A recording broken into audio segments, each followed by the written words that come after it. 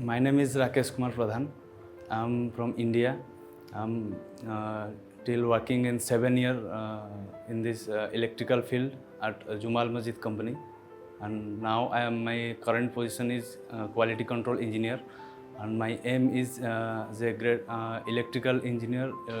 So that's why I'm studying ASTI Academy.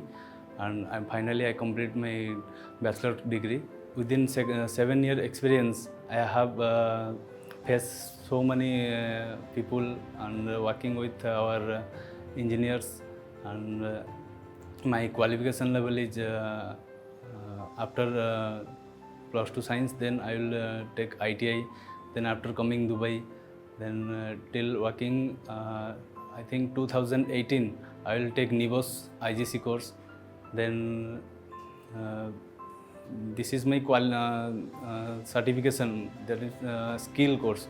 Then after I feeling to taking engineering course, so I'm taking this electrical engineering in this ASTI Academy, and finally I will complete my course. My dream is electrical engineer, and I'm submit my certificate our company, and for promote, it will be helpful for me, this certificate. That's it.